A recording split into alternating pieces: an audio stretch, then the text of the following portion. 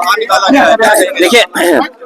देखिए दिल्ली का भी सदन नहीं चला, दिल्ली का भी सदन नहीं चला, और वहां भी आप जानते हैं कि सरकार की तरफ से किस तरह की भाषा का इस्तेमाल हुआ।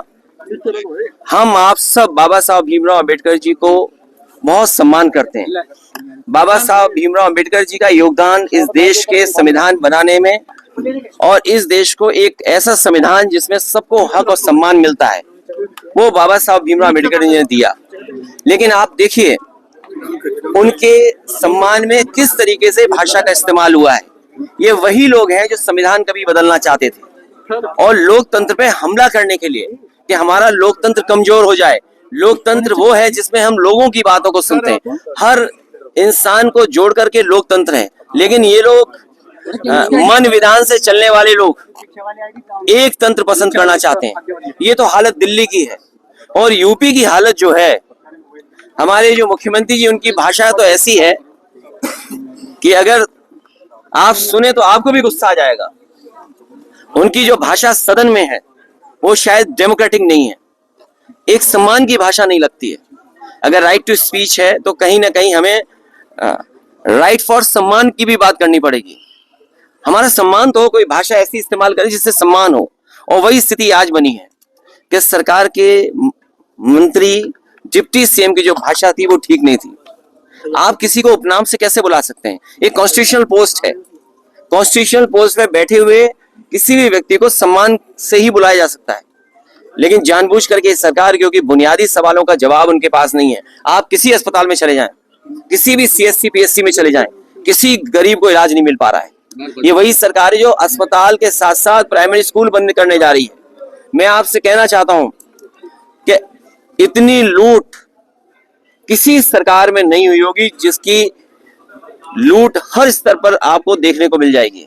तहसील स्तर, थाना स्तर या किसी भी कामकाज के लिए इतनी लूट उत्तर प्रदेश में नहीं हुई जितना भारतीय जनता पार्टी की सरकार में हो रही है। इन सभी चीजों को छिपाने के लिए भारतीय जनता पार्टी फेस नहीं कर सकती है। तो क्या कहेंगे संबल पर जो हिंसा हुई है, क्या कहेंगे?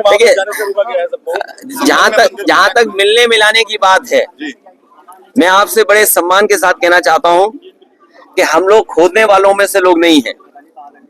देश और समाज को तरक्की खुशहाली पे रास्ते पे ले आने के लिए नए रास्ते खोजते हैं, खोदने वाले नहीं हम लोग नए रास्ते खोजने वाले हैं और ऐसे रास्ते खोजना चाहते हैं जिससे हमारा देश मजबूत हो। जहां तक संबल की घटना है, जब कभी भी जांच होगी सरकार कटघरे में होगी और अधिकारियों के खिलाफ कार्रवाई भी होनी चाहिए और दोषी भी वही पाए जाएंगे। आप लोगों ने विरोध किया है, बसपा जबकि समर्थन कर। मुझे दूसरे दल का नहीं पता कि दूसरा दल किसके साथ खड़ा है। One nation one election, one nation one ration, one nation और एक ही इलाज है इनका वोट। वन नेशन को बचाने का जो रास्ता है, जो इनका तरीका है लोकतंत्र को कमजोर करने का। हमारी रीजनल पार्टियों का अपनी वैल्यू है। रीजनल जो प्रदेश बने थे वो कहीं ना कहीं सूझबूझ के साथ बनाए थे। हमारी आइडेंटिटी है और लोकतंत्र में हमारी आइडेंटिटी बची रहे और लोकतंत्र और मजबूत है, इसलिए फेडरल सिस्टम है। लेकिन ये लोगों की सुनना नहीं चाहते हैं, केवल अपनी सुनाना चाहते हैं। ये संविधान से नहीं, मन विधान से चलना चाहते हैं। ये लोकतंत्र नहीं, एक तंत्र चाहते हैं कि एक तंत्र हो, एक का फैसला हो, वही सब माने।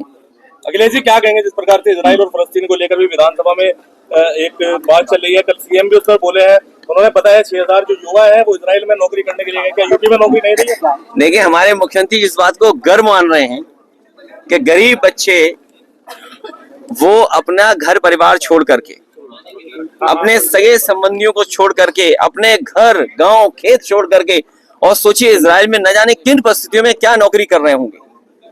किसी कोने में आप चले जाएं, लेकिन जो घर में रोजगार नौकरी कर करके सम्मान आप पा सकते हैं वो दूसरे कोने में नहीं पा सकते हैं। और सरकार अगर यही गर्व करती है तो जितने बच्चों को नौकरी दिलाई है उन बच्चों की सूची जारी करें और सूची जारी करते समय ये भी सरकार बताए कि वो बच्चे किस तरह का काम वहां कर रहे हैं और किस तरह का काम उनसे लिया जा रहा है। बांग्लादेश के हिंदुओं पर सभी पार्टियां मौन है, आप क्या कहना चाहेंगे? कोई पार्टी मौन नहीं है, पूरा देश ने जान लिया है ये सरकार बहुत कमजोर है।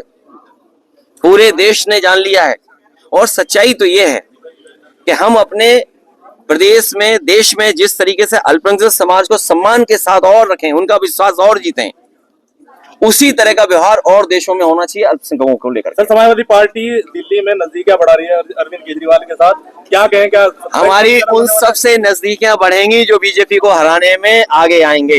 सीएम योगी ये इंडिया गठबंधन की मैं आपको बधाई देता हूं, सहारनपुर के लोगों को जिन्होंने इंडिया गठबंधन को जिताने का काम किया था। सीएम योगी जो है संसद से बयान दे हाँ रहे हैं। जी, किस पे?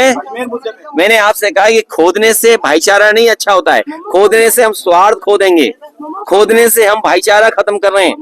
और प्लेसेस ऑफ वर्शिप एक्ट जो हमारा कानून है, तभी तो हम और आप सबसे ये चर्चा करते थे कि भारतीय जनता पार्टी के लोग संविधान पे नहीं चलना चाहते हैं, ये लोकतंत्र पे भरोसा नहीं करते हैं, एक तंत्र पे भरोसा करते हैं। मुख्यमंत्री जी ने कहा योगी आदित्यनाथ ने कि समाजवादी और कांग्रेस का तलाक होने जा रहा है, इसके बारे में क्या कह रहे हैं? उन्हें क्यों इस बात की चिंता है?